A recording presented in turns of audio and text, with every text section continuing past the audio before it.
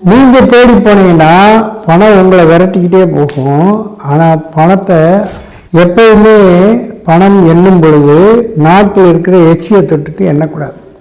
கழுத்துக்கு மேலே இருக்கிறது இறைசக்தி, கழுத்துக்கு கீழே இருக்கிறது கூட இந்த மனிதன் அடையக்கூடிய அந்த இறைசக்தி.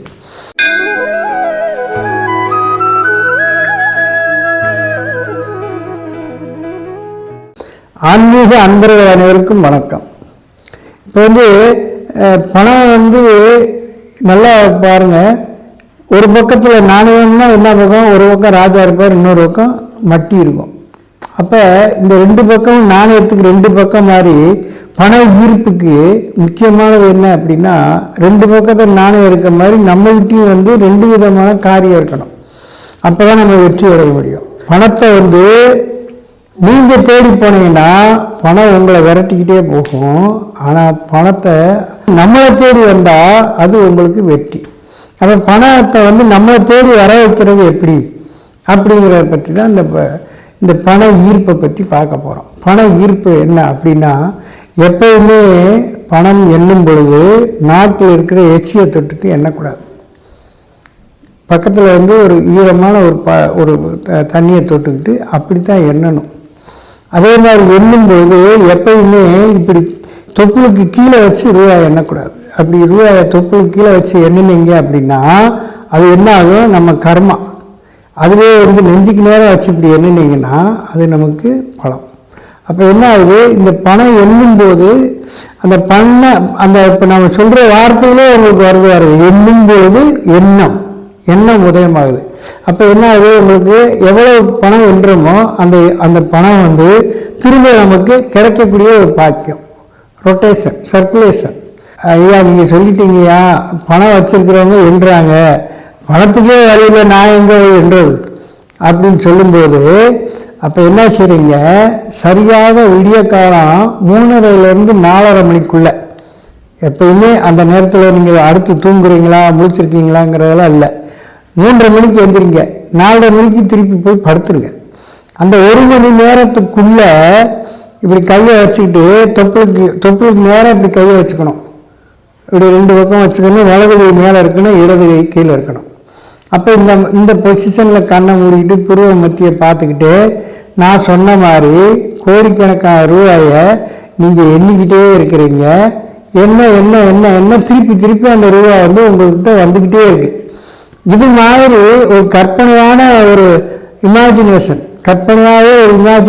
பல லட்ச கோடிகளை என்ற மாதிரி நீங்கள் அந்த 1 மணி நேரம் ஒன்றும் மந்திரம் சொல்ல வேண்டாம், எதுவுமே சொல்ல வேண்டாம், இதை மட்டும் செஞ்சுட்டு வாங்க.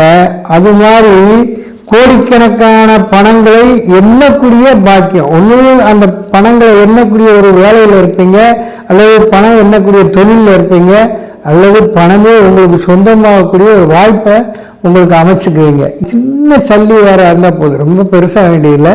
நாயுரி வேற நாக்கை தூக்கிக்கிட்டு அடியில் வச்சுக்கிட்டு அந்த எப்பயுமே நாக்கு கடியிலே அந்த வேர் இருக்கிற மாதிரி நல்லா நமத்தை வச்சுட்டு அப்படியே வச்சுட்டு நீங்கள் அவங்ககிட்ட பேசிக்கிட்டே இருங்க. நீங்கள் என்ன எதிர்பார்த்தீங்களோ அந்த பொருளை அவர் வாங்க ஆரம்பிச்சிடுவார்.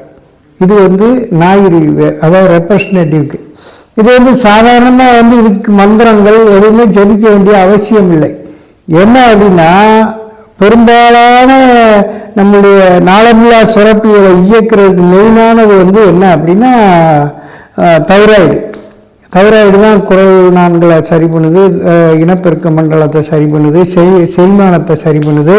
இதெல்லாம் நம்ம கழுத்துக்கு கீழே இருக்கிற விஷயங்களை அப்புறம் ஃபாலோ பண்ணுது. கழுத்துக்கு மேலே இருக்கிறது இறைசக்தி, கழுத்துக்கு கீழே இருக்கிறது கூட இந்த மனிதன் அடையக்கூடிய அந்த இறைசக்தி. அப்போ அந்த பண ஈர்ப்புங்கிறது என்ன, இந்த தொண்டை கீழே இருக்கிற இந்த உடம்பு மனித சக்தியாக பயன்படுத்தி அதன் மூலமாக பொருளாதாரத்தை ஈட்டுறது தான் இதனுடைய அடிப்படை.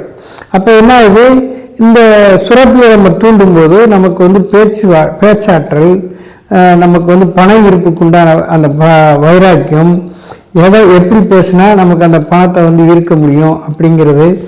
இதுவே ஃபைனான்ஸு, ரியல் எஸ்டேட்டு, இப்படி ஒவ்வொருத்தருக்கும் ஒவ்வொரு விதமான ஒரு இது இருக்குது. இந்த ரியல் எஸ்டேட் பண்ணுறவங்களுக்கு வந்து என்ன மாதிரி பண்ணுன்னா, அந்த ரியல் எஸ்டேட் தொழில் வந்து எத்தனையோ இடம் காமிக்கிறீங்க, ஒன்றுமே விற்க மாட்டேங்குதுங்க, எப்போ போனாலும் முடிகிற மாதிரி இருக்குது, கடைசி நேரத்தில் கழட்டி விட்டுறாங்க, இப்படி நிறைய பேர் இது பண்ணுவாங்க. அப்படி இருக்கிறவங்க ஒரு துளசி இலையை அடிநாக்கில் வச்சுக்கிட்டு நீங்கள் அவங்ககிட்ட பேசுனீங்க அப்படின்னு சொன்னால் அந்த பண ஈர்ப்பு, அந்த என்ன பண ஈர்ப்பு, அந்த தொழில் ரீதியான அந்த ரியல் எஸ்டேட் தொழிலில் பேச்சால் ஒரு பொருளாதார மேன்மையை அடைய முடியும். இப்போ இந்த பண ஈர்ப்பை பற்றி இவ்வளோ தூரம் சொல்லியிருக்கிறோம். இதை வந்து ஒவ்வொருத்தரும் அவங்கவுங்க சைடில் வந்து முயற்சி எடுத்து நான் சொன்ன மாதிரி துளசி, ஞாயிறு, கிராம்பு இது மாதிரி வச்சு பயன்படுத்தி பாருங்கள். அதுக்கப்புறமா இதனுடைய பலன் எப்படி இருக்குன்னு பாருங்கள். இதில் நீங்கள் பலன் அடைஞ்சிங்கன்னா நீங்கள் மட்டும் இல்லை, உங்களை சார்ந்தவங்களுக்கு சொல்லிக் கொடுத்து அதன் மூலமாக வளம் பெறுங்க. நன்றி, வணக்கம்.